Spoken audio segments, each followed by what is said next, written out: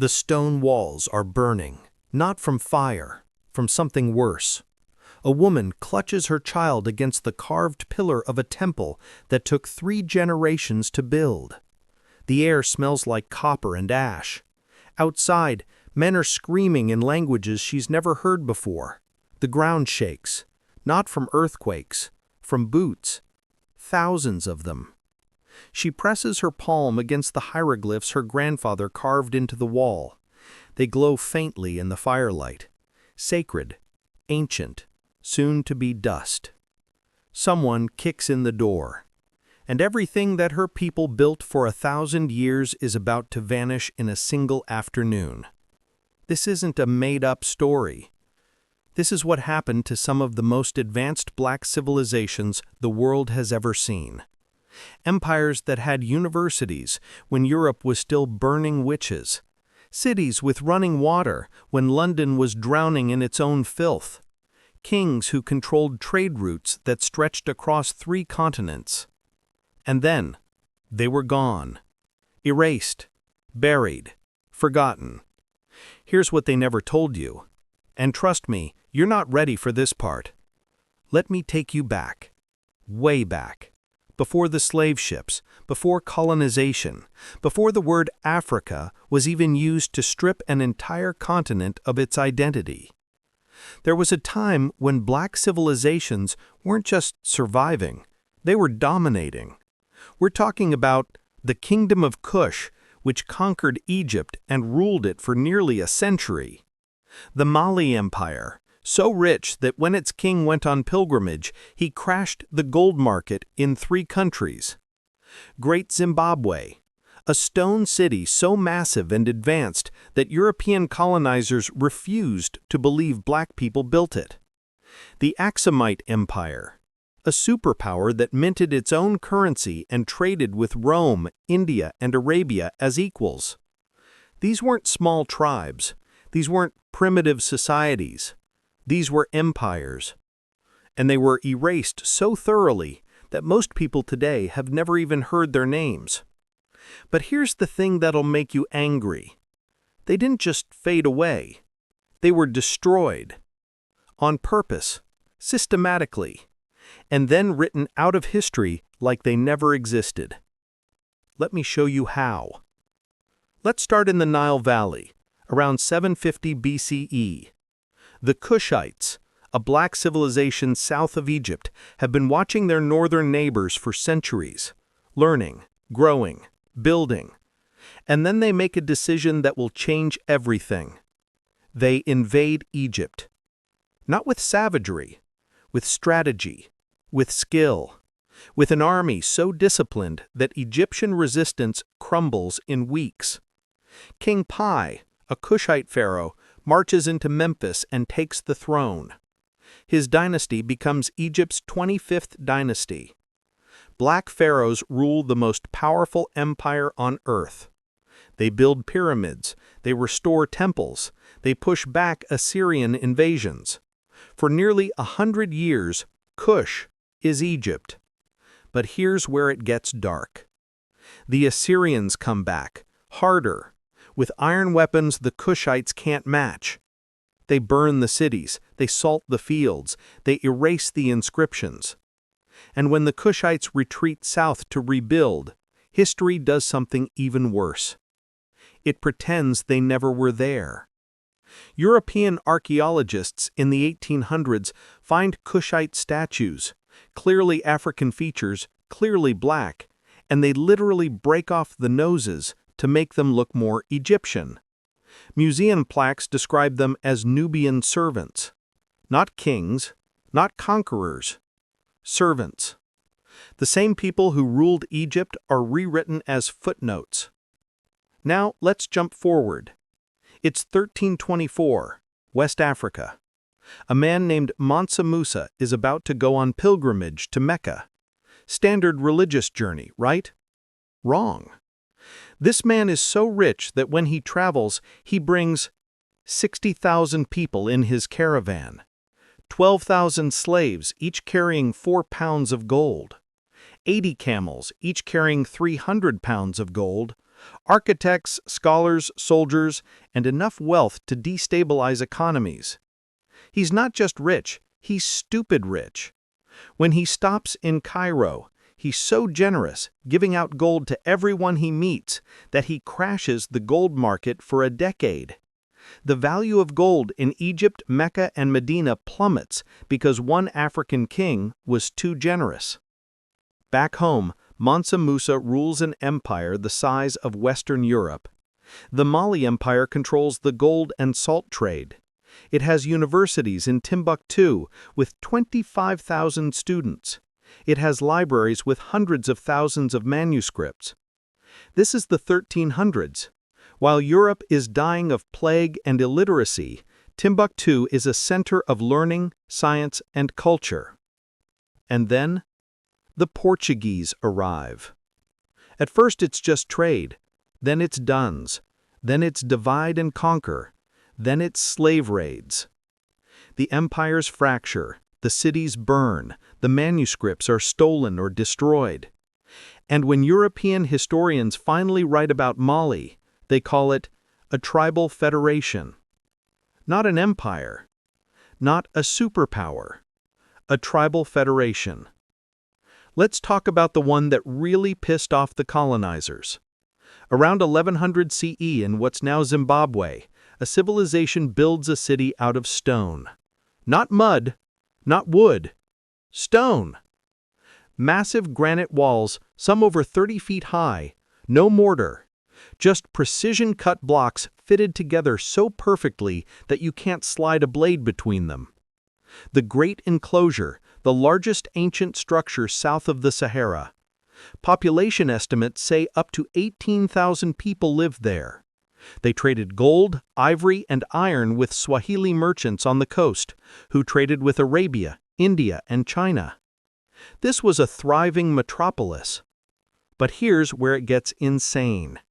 When European colonizers found Great Zimbabwe in the 1800s, they literally couldn't believe black Africans built it. They couldn't literally accept it. So they made up stories. They said, it was built by Phoenicians. It was built by Arabs. It was built by the Queen of Sheba. It was built by aliens. Anything but the truth. Archaeologists who said, this is clearly an African civilization, were fired.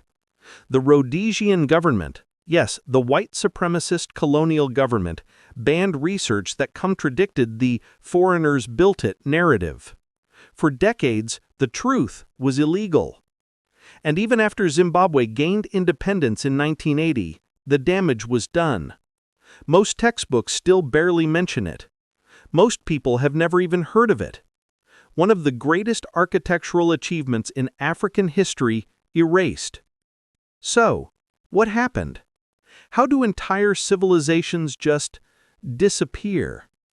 Here's the truth no one wants to say out loud. They were erased on purpose. Because if people knew that black civilizations built universities, minted currency, constructed massive stone cities, and ruled empires that lasted centuries, then the entire justification for slavery and colonization falls apart. You can't claim people are uncivilized if they built cities when yours were villages. You can't claim they're inferior if they traded with Rome and India as equals. You can't claim they needed saving if they had libraries while you were burning books.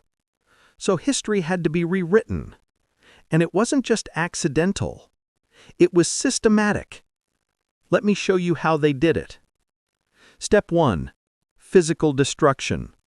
First, they destroyed the evidence. Libraries burned, manuscripts stolen, artifacts looted and locked in European museums where they'd never be returned. When the French colonized West Africa, they deliberately destroyed thousands of Timbuktu manuscripts, some of the oldest written records of African science, mathematics, and astronomy. When the British colonized East Africa, they dynamited ancient structures and called it clearing land. When the Belgians colonized Congo, they didn't just extract resources, they erased history. physical evidence was destroyed so thoroughly that future generations would have nothing to point to. Step 2. Intellectual erasure. Then they rewrote the textbooks. African achievements were attributed to Arabs, Europeans, or unknown ancient peoples. When they couldn't deny something was African, they downplayed it, called it primitive, said it was lucky, said it didn't count because it wasn't European style. They created a narrative. Before colonization equals darkness, savagery, chaos. After colonization equals civilization, progress, light. And they taught this narrative in schools, in universities, in museums, for generations. Step 3. Psychological control. Then, and this is the most insidious part, they convinced people it never happened. They told Africans, your ancestors were nothing. They told black people in the diaspora, you have no history. They created a psychological wound so deep that even today, when you mention ancient African civilizations, people are shocked. Not because the evidence isn't there, but because they've been trained not to believe it. Let me take you to one more place. The Aksumite Empire, modern-day Ethiopia and Eritrea, around 100 to 940 CE.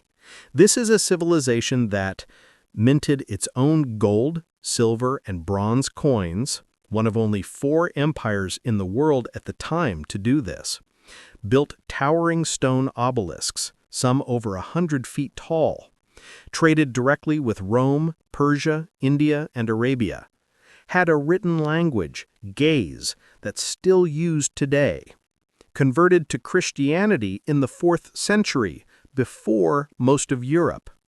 King Ezana of Aksum was so powerful that when he conquered neighboring kingdoms, he erected stelae, massive stone monuments, describing his victories in 3 languages, Ge'ez, Sabaean, and Greek, because he was that international.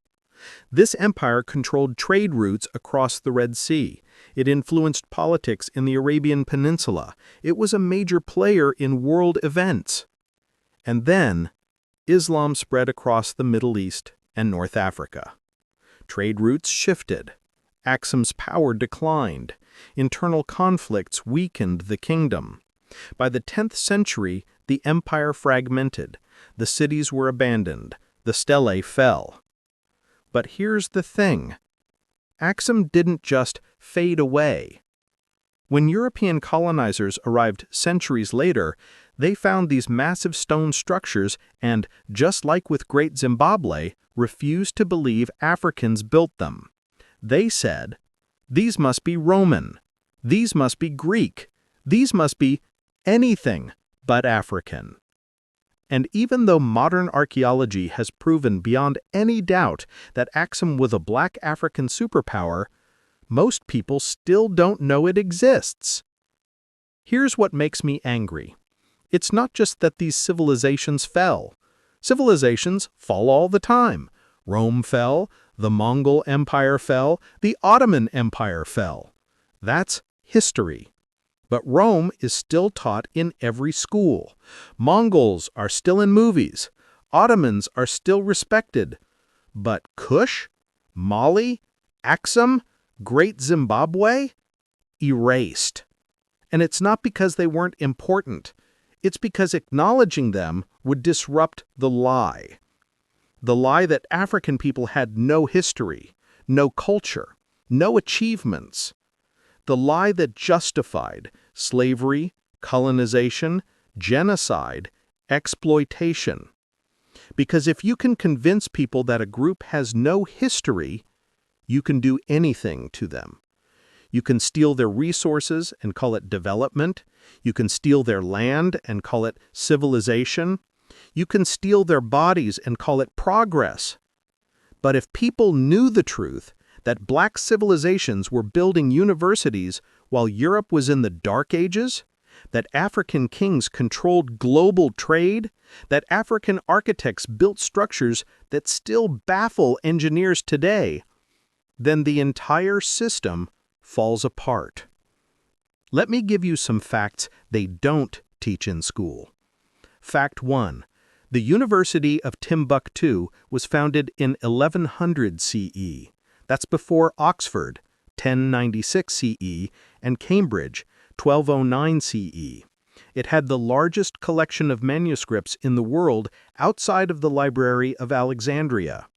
Fact 2. The Kingdom of Kush had female rulers, kandakes, queens, who led armies and governed independently. While Europe was burning women as witches, Kush was putting them on thrones. Fact 3. Great Zimbabwe's stone construction techniques were so advanced that modern engineers still study them. No mortar, perfect precision, structures that have stood for 900 years. Fact 4. The Mali Empire's wealth was so legendary that Arab historians called it the Land of Gold. Mansa Musa's pilgrimage is still the most expensive journey in human history, adjusted for inflation.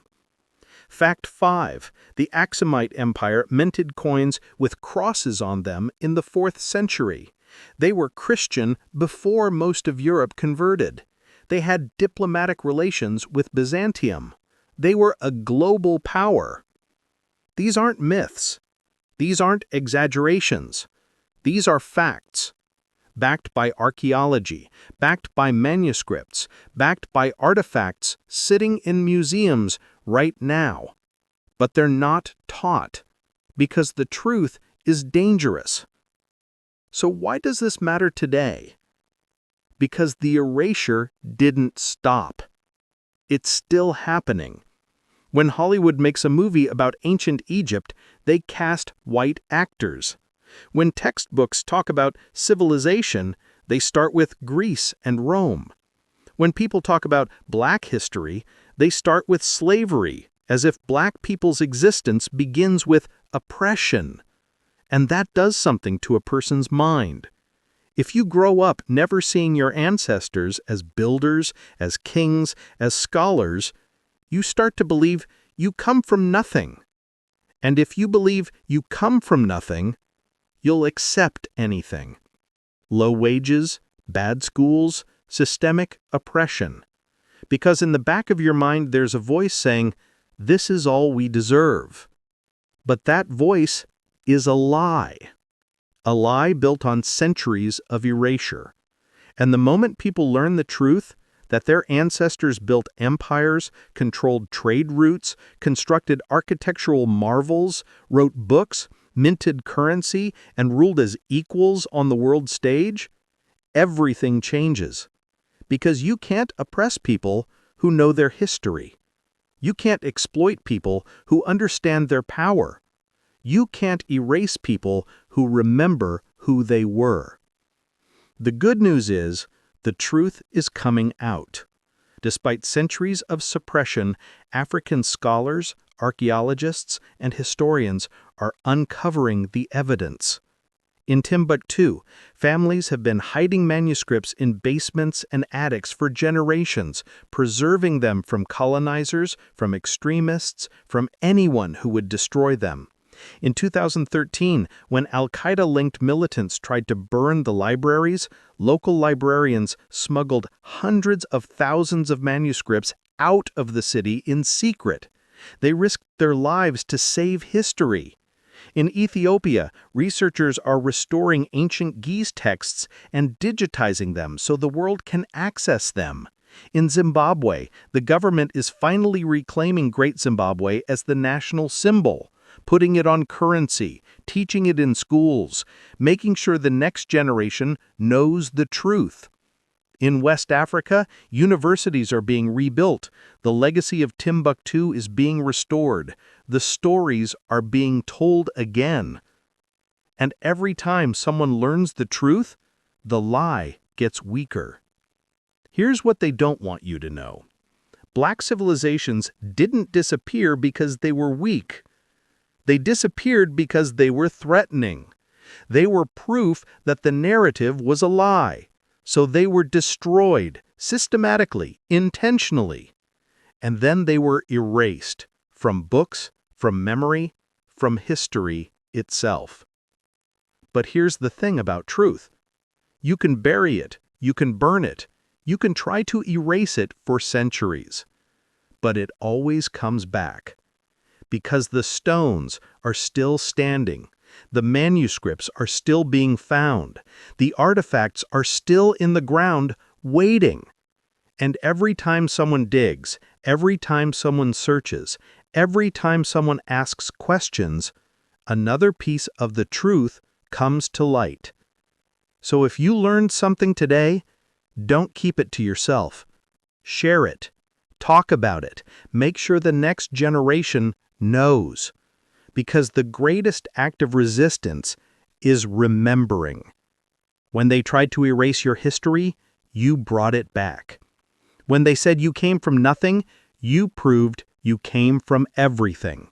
When they said you had no kings, you showed them empires. Kush, Mali, Axum, Great Zimbabwe. These weren't just civilizations. They were proof. Proof that greatness has no color. Proof that history belongs to those who refuse to forget. And proof that no matter how hard they try to bury the truth, it always rises. When they erased the past, we rebuilt it. If this story moved you, share it. The algorithm tried to bury this too. Don't let it.